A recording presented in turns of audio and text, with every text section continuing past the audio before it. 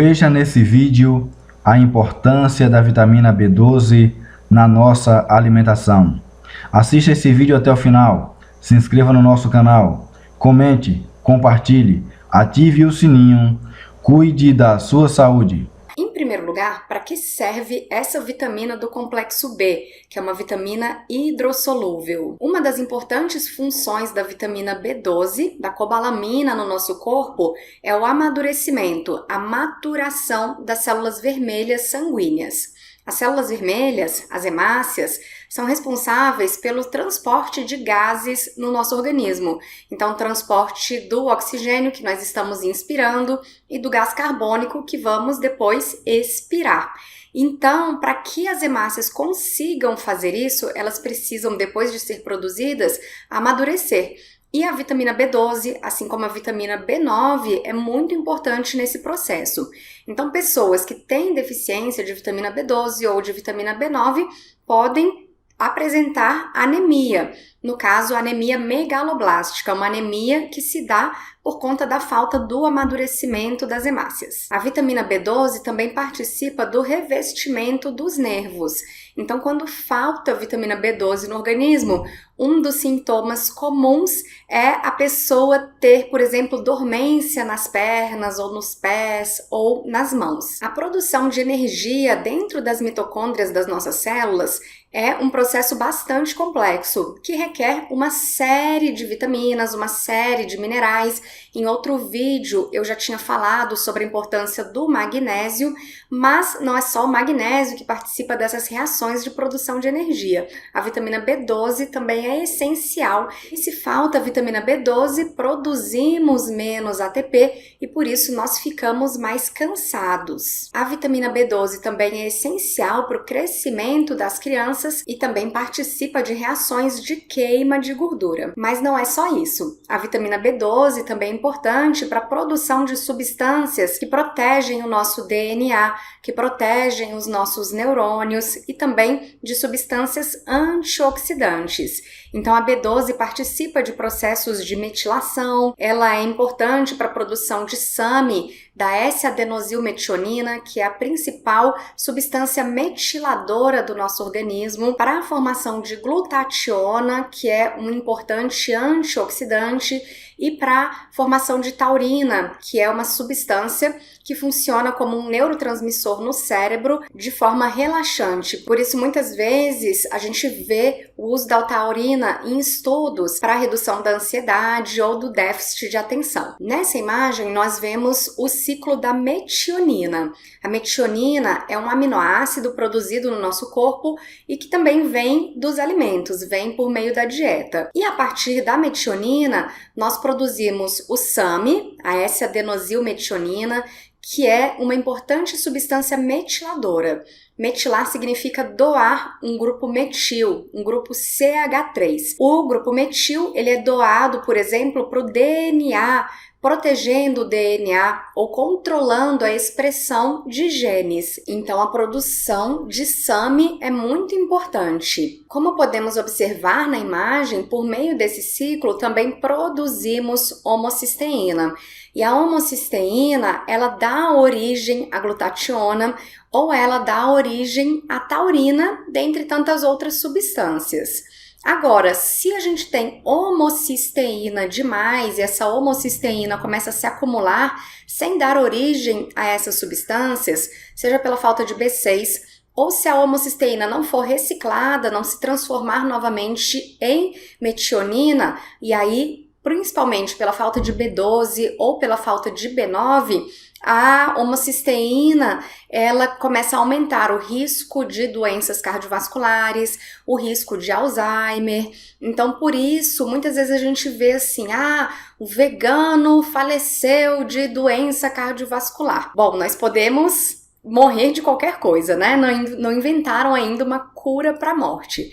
Mas, no caso do vegetariano, ele pode ter uma doença cardiovascular, seja por questões genéticas, herdadas da família, seja por questões ambientais, pode ser um vegetariano extremamente estressado, por exemplo, ou por questões dietéticas, como, por exemplo, o alto consumo de gordura, o alto consumo de alimentos industrializados, porque a gente tem vegetarianos que têm uma dieta muito saudável e tem vegetarianos que não têm uma dieta saudável, assim como acontece com qualquer pessoa.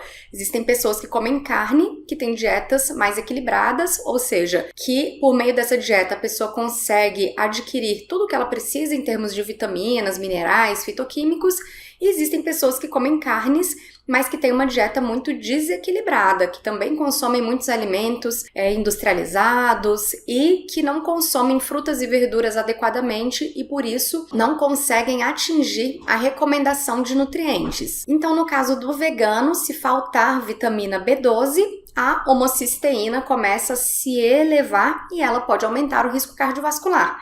No caso de uma pessoa que come carnes, mas que também tem deficiência de B12, vai acontecer a mesma coisa.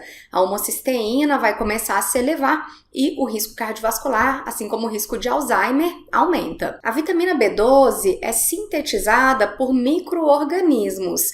Então, por exemplo, os ruminantes, como a vaca, sintetizam muita vitamina B12. Essa vitamina B12 depois é absorvida e passa para os tecidos.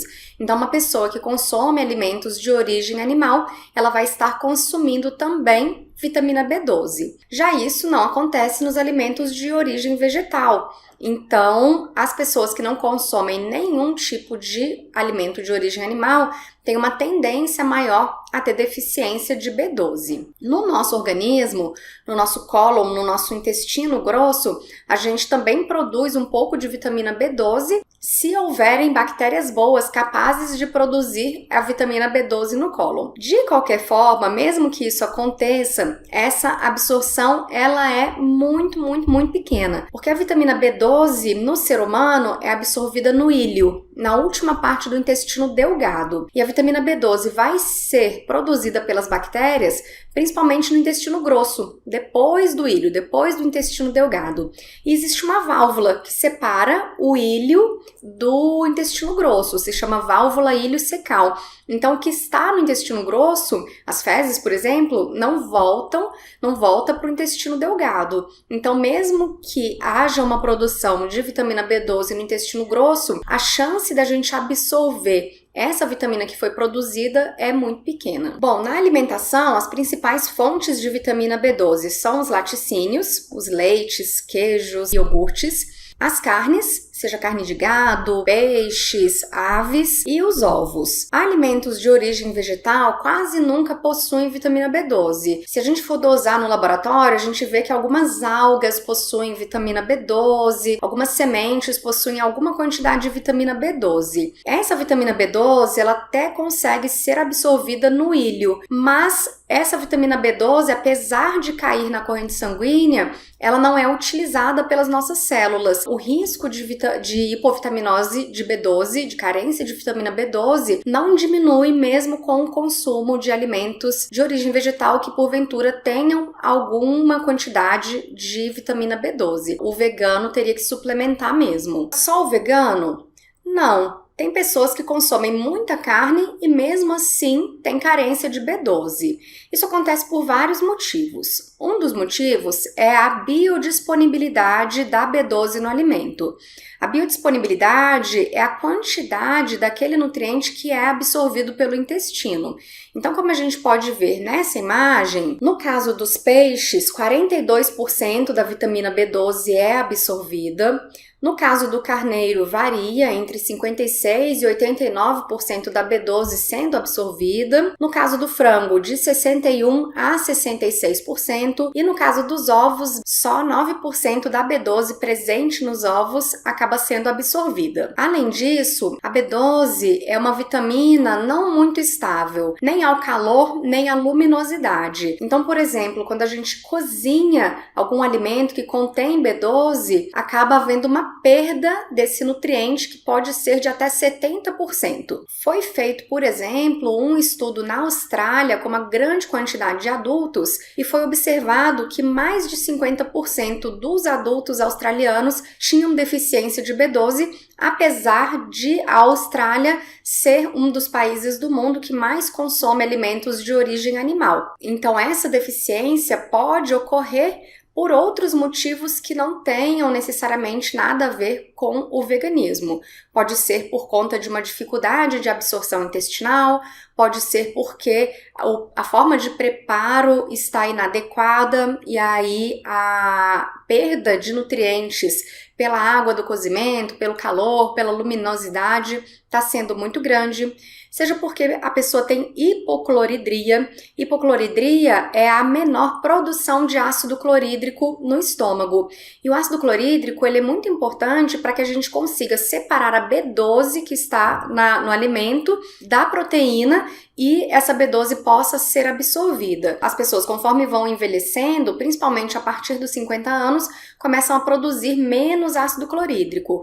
Por isso, alguns institutos de saúde no mundo até recomendam que a pessoa fez 50 anos, ela comece a suplementar B12. Uma outra questão é que o estômago precisa produzir o fator intrínseco para que a B12 seja absorvida. Então, além do ácido clorídrico, há a necessidade do fator intrínseco. O fator intrínseco é uma proteína que vai captar a B12 que chegou do alimento e ele funciona como uma chave. Ele vai chegar no intestino, no caso no ilho, vai se ligar na porta, no receptor e vai conseguir entregar a B12 para o nosso organismo. Se a pessoa, por exemplo, tem alguma doença que ela não produza o fator intrínseco, ou se ela fez cirurgia bariátrica, ou se ela teve câncer de estômago e removeu grande parte do estômago, ela vai produzir muito menos fator intrínseco e por isso, mesmo que ela consumisse alimentos de origem animal, ela quase não absorveria essa vitamina B12. E é por isso que pessoas que fizeram a redução de estômago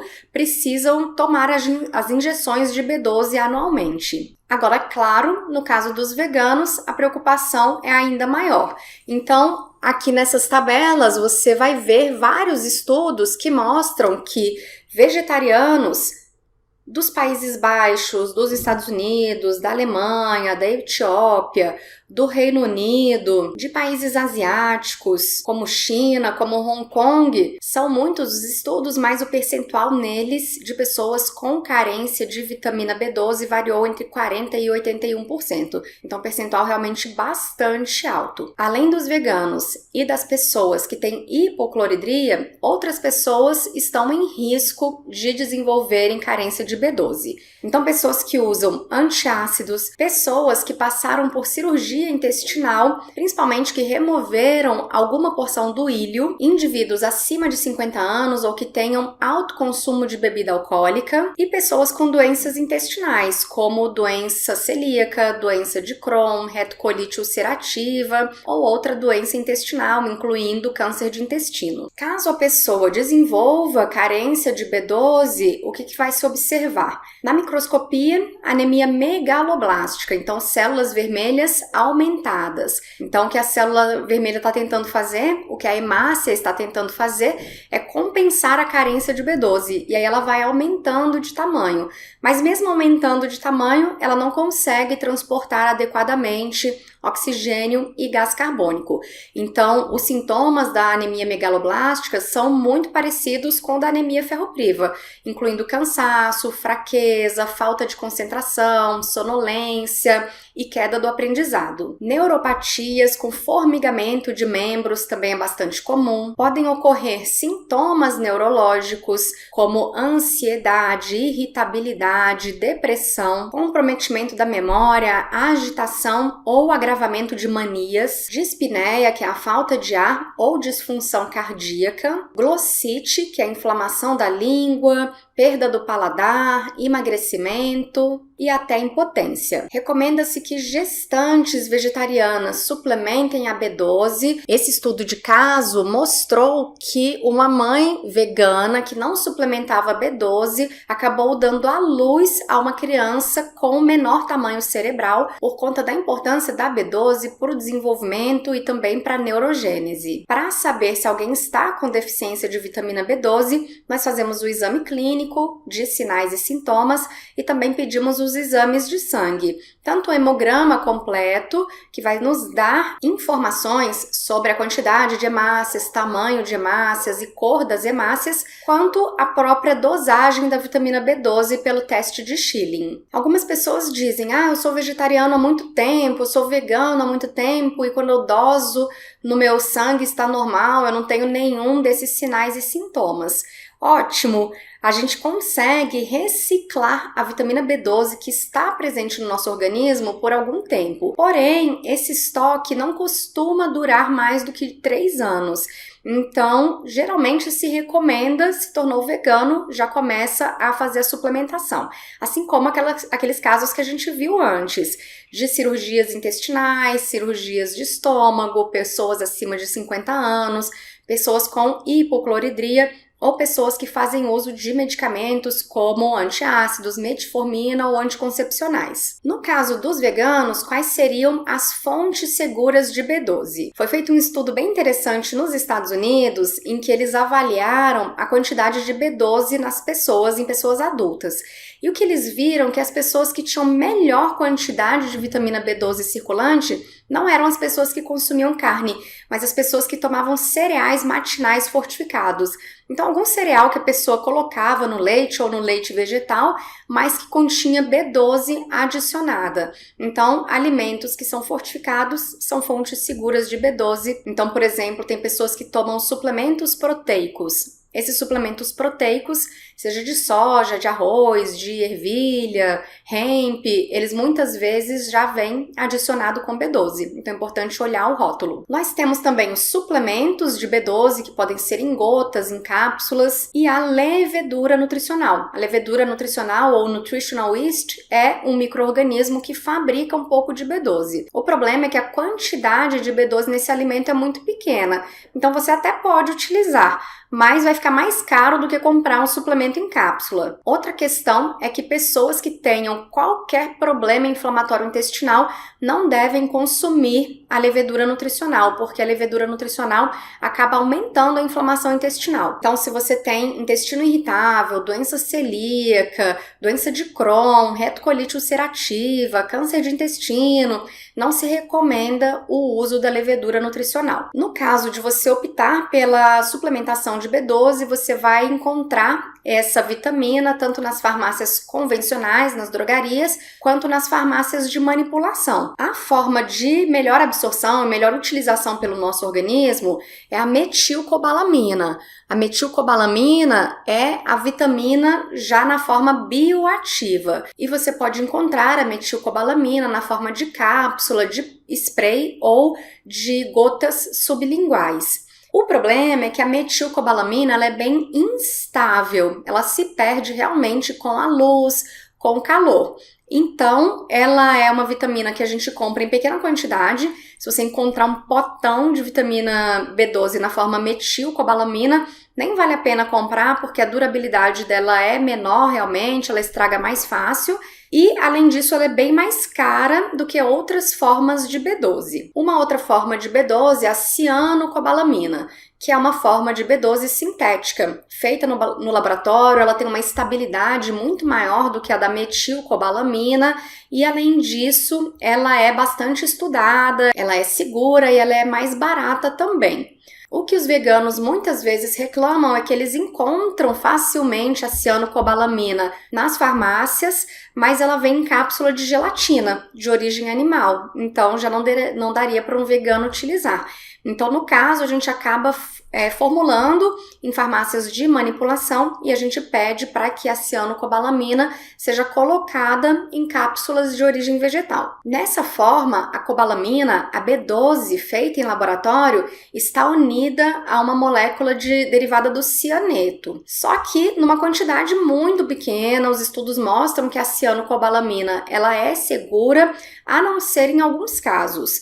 Por exemplo, fumantes que já se expõem muito a compostos tóxicos devem optar por outros tipos de cobalamina, assim como pacientes renais crônicos, porque eles têm uma maior dificuldade de eliminação do cianeto pela urina, pessoas que tenham problemas hepáticos, problemas para fazer a detoxificação e pessoas que já tenham sido envenenadas alguma vez na vida pelo cianeto. Então, nesse caso, essas pessoas especificamente devem buscar outras formas de suplementação da cobalamina. Nesse slide eu trago para você, então, duas outras opções, que é a hidroxicobalamina e a adenosilcobalamina. A hidroxicobalamina é a forma mais comum encontrada nos alimentos. É também a forma que a gente encontra nas injeções de vitamina B12 e é uma forma que tem uma estabilidade maior. Já a adenosilcobalamina é uma forma menos instável, mas é uma forma facilmente utilizada pelas mitocôndrias para a produção de energia. Então, se no seu caso o problema maior, o sintoma maior é a falta de energia, a adenosilcobalamina seria uma das formas indicadas para você. As dosagens indicadas de suplementação dependem da idade da pessoa, dependem da opção que ela faz, se ela vai tomar a cobalamina uma vez por dia, ou uma vez por semana, ou uma vez por mês, e também depende se a pessoa já está com deficiência ou não, se ela está fazendo só a prevenção. E também, lógico, vai variar de acordo com a cobalamina que tem na dieta. Então, se for uma pessoa que consome alimentos de origem animal, ela já está recebendo uma quantidade de B12 pela alimentação. Se for um vegano que não consome nada de alimento de origem animal, mas pode ser um vegano que toma suplementos, por exemplo, suplementos proteicos para atletas que venham com B12 ou que faça uso de algum alimento industrializado, como um cereal matinal que tenha B12, então essa pessoa também vai precisar suplementar numa quantidade menor do que uma pessoa vegana que não faz consumo nenhum de alimentos industrializados. O excesso de B12 é muito raro de acontecer, porque a B12 é uma vitamina hidrossolúvel que sai facilmente pela urina. A gente vai se preocupar mais com uma pessoa que está com anúria ou com oligúria, uma pessoa que não está urinando ou que está urinando muito pouco, como no caso do paciente renal crônico, ou então em pessoas fazendo uso de anticonvulsivantes. Espero que tenha respondido às suas questões.